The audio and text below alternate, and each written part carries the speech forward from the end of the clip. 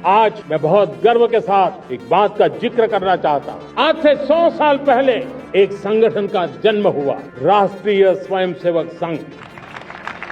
100 साल की राष्ट्र की सेवा एक बहुत ही गौरवपूर्ण स्वर्णिम पृष्ठ है।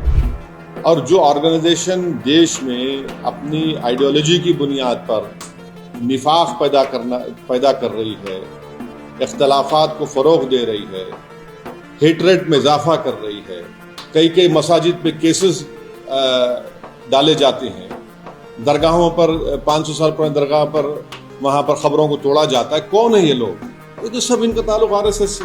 व्यक्ति निर्माण से राष्ट्र निर्माण के संकल्प को लेकर के 100 साल तक मां भारती का कल्याण का लक्ष्य लेकर के लक्षावधि स्वयंसेवकों ने मातृभूमि के कल्याण के लिए अपना जीवन समर्पित। सेवा, समर्पण, संगठन और अप्रतिम अनुशासन जिसकी पहचान रही है, ऐसा राष्ट्रीय स्वयंसेवक संघ दुनिया का ये सबसे बड़ा एनजीओ है। एक प्रकार से 100 साल का उसका समर्पण का इतिहास है। तो प्रधानमंत्री ये भी नहीं जानते हैं, मगर नहीं इकरार करेंगे कि भाई तिरंगा कब लहराया गया आरएसएस के दफ्तर के ऊपर। ऑर्गेनाइजर मैगजीन में जब संविधान बना तो उसके बारे में क्या कहा था ऑर्गेनाइजर मैगजीन ने गोलवालकर को कोट करके। प्रधानमंत्री जी ने लाल किले से जो अपना भाषण किया, उस भाषण में उन्होंने आरएसएस का जिक्र किया, आरएसएस की उपलब्धियां बताई और आरएसएस के योगदान की बात की। आपने इसको ऊपर कमेंट किया, आपने ट्वीट किया है सर। देखिए, मेरी राय ये है कि हर प्रधानमंत्री देश का 15 अगस्त के दिन लाल किले से मुल्क की आवाम को, जनता को अपने भाषण के जरिए ये बताती है कि उनकी सरकार ने क्या किया या क्या करने वाले हैं। एक रिवायत रही है। मगर प्रधानमंत्री 15 अगस्त के दिन 2025 में खड़े होकर आरएसएस की तारीफ करना, उनके 100 साल के मुकम्मल होने पर उनके बारे में प्रधानमंत्री ने देश को जो बताया है, मैं समझता हूं कि ये हमारी जंग आज़ादी की जद्दोजहद की एक बहुत बड़ी तौहीन हुई। इसलिए कि आरएसएस और उनकी जितनी तंजीमें हैं वो तो जंग आज़ादी में हिस्सा नहीं लिए, बल्कि वो तो अंग्रेज़ों की ताईद में रहते थे और वो अंग्रेज़ों से ज़्यादा मुजाहिदीन आज़ादी से नफ़रत करते थे, चाहे गांधी हो या जितने बड़े बड़े नेता उस वक्त के हो हैं। तो मेरा मानना यह है कि आरएसएस हमेशा से 1925 से लेकर अब तक और मुस्तक़बिल में भी वो इंक्लूसिव नेशनलिज्म की मुखालिफत करती रही। जो यही इंक्लूसिव नेशनलिज्म जो हमारे बुजुर्ग गुजरे हैं, जो हमारे मुजाहिदीन आज़ादी गुजरे हैं, उन्होंने इसी बुनियाद पर इस देश को आज़ाद करवाया अंग्रेज़ों की ग़ुलामी से। और जो हिंदुत्व की आइडियोलॉजी है वो हमारे भारत के संविधान के बिल्कुल खिलाफ है, बिल्कुल खिलाफ है। तो प्रधानमंत्री अगर आरएसएस के दफ्तर पे गए तो मैं कुछ नहीं बोला, क्योंकि मैं जानता था वो तो स्वयंसेवक थे और हमेशा रहेंगे।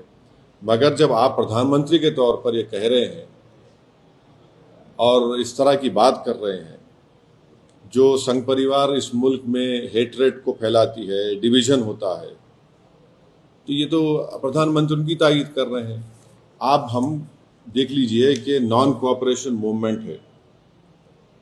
सत्याग्रह जो होती थी 1920 और 40 में, रोलेट एक्ट के खिलाफ जो एजिटेशन होता था, सिविल डिसोबीडियंस या क्विट इंडिया मूवमेंट था, या नेवल म्यूटिनी इन मुंबई थी, इसमें क्या आरएसएस नजर आती है क्या आपको? फिर आप देख लीजिए, मैं ये क्यों कह रहा हूं, आरएसएस का जो प्रार्थना है, वो प्रार्थना में क्या लिखा गया है बताइए आप? क्या वो प्रार्थना इंक्लूसिव है? फिर आरएसएस का जो शपथ है, एक ही समुदाय के, रिलीजन, उनके सोसाइटी, कल्चर की बात होती है। और फिर आप अगर हिस्ट्री में जाएंगे तो जब अंग्रेज़ों ने ये फैसला लिया कि कोई भी ऑर्गेनाइजेशन मिलिट्री ड्रिल यूनिफॉर्म पहन के नहीं करेगी, तो फौरन 29 अप्रैल 1943 को गोलवालकर ने एक सर्कुलर लिख दिया कि हम अपने इनका जो यूनिफॉर्म है निकाल रहे हैं, जबकि उस वक्त जो अंग्रेज बोलते थे उसके अपोजिट में देश करता था। आपने किया वो। एक और बात आपको जानना चाहिए कि श्यामा प्रसाद मुखर्जी कौन है। श्यामा प्रसाद मुखर्जी जनसंघ के फाउंडर हैं, महासभा के हैं और आरएसएस के एक जिम्मेदार थे अंडर अ पैक्ट। दिसंबर 1941 में श्यामा प्रसाद मुखर्जी बंगाल कैबिनेट में मंत्री बने। कौन उसको हेड कर रहा था? फजलुल हक। ये कौन था फजलुल हक? ये फजलुल हक वही आदमी था जो पाकिस्तान के रेजोल्यूशन मुस्लिम लीग के सेशन लाहौर में मार्च 1940 में मूव किया था।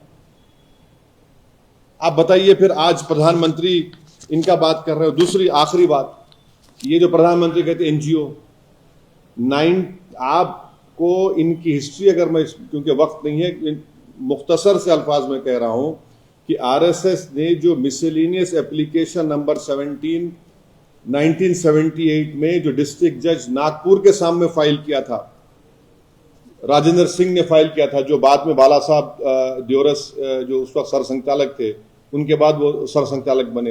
उन्होंने क्या लिखा पढ़ लीजिए आप। कॉन्सेप्ट ऑफ हिंदू नेशन के बारे में उन्होंने क्या कहा था।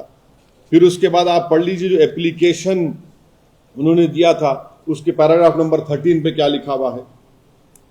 फिर उन्होंने सरसंघचालक के बारे में क्या कहा था। ये तमाम चीजें सामने हैं। उनका पार्टी का जो आर्टिकल 14 है, कल्चरल ऑर्गेनाइजेशन बोलते हैं, मगर हर काम आप पॉलिटिक्स में हिस्सा लेते हैं। तो ये हमको अफसोसनाक दिखा कि प्रधानमंत्री इस तरह की बात किए बहैसियत प्रधानमंत्री के, वजीर आजम के। आप देश के बारे में बोलना था। आपने कल अपने भाषण में कहा कि दूसरी बातें कही। ठीक है, हम आइडियोलॉजिकली बीजेपी के खिलाफ थे, रहेंगे। प्रधानमंत्री बीजेपी से आते हैं, मगर एक वजीर आजम तो है। मगर इस तरह उन्होंने आरएसएस की उनको सराहा, उनकी तारीफ की, ये सरासर गलत है और ये हमारे देश के लिए ठीक नहीं है। हमारे को खतरा चीन से है। चीन आज भी हमारे हम उन पेट्रोलिंग पॉइंट्स पर हम नहीं जा सकते। हमने 25 पेट्रोलिंग पॉइंट खो दिए हैं। और जो ऑर्गेनाइजेशन देश में अपनी आइडियोलॉजी की बुनियाद पर निफाक पैदा कर रही है, इख्तलाफात को फ़रोग़ दे रही है, हेटरेट में इजाफा कर रही है, कई मसाजिद पे केसेस डाले जाते हैं, दरगाहों पर 500 साल पुरानी दरगाह पर वहाँ पर ख़बरों को तोड़ा जाता है। कौन है ये लोग? ये तो सब इनका ताल्लुक आरएसएस से है। सर, इस स्पीच को कई लोग ये भी क्रिटिसाइज करें कि पॉलिटिकल लीडर्स क्रिटिसाइज कर रहे हैं, अपोजिशन के पॉलिटिकल लीडर्स को क्रिटिसाइज करें कि काफी ज्यादा पॉलिटिकल स्पीच है, not speech of prime minister. देखिए, वो हर एक की राय। मेरे लिए सबसे ऑब्जेक्शनेबल बात और तकलीफदेह बात ये थी कि उन्होंने आरएसएस की 100 साल की तकमील पर उनकी खिदमात को, उनके चीज़ों को सराहा है। अरे प्रधानमंत्री ये भी नहीं जानते हैं, मगर नहीं इकरार करेंगे कि भाई तिरंगा कब लहराया गया आरएसएस के दफ्तर के ऊपर।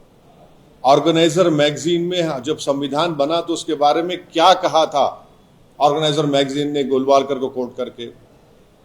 जब आरएसएस बन रही थी तो उस वक्त कौन लोग थे? 4 लोग थे ना,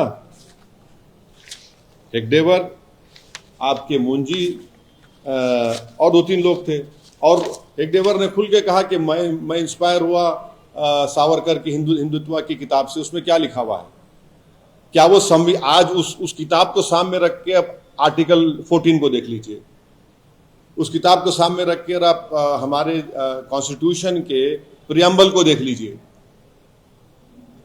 ठीक है, मेरा यकीन मत करिए, जो लोग आज हमको तनकीद कर रहे हैं, क्या क्या लिख रहे हैं, आप देख लीजिए, सब रख के सामने पढ़िए ना, देख लीजिए आप कितना इंक्लूसिव है, कितना एक्सक्लूसिव है वो।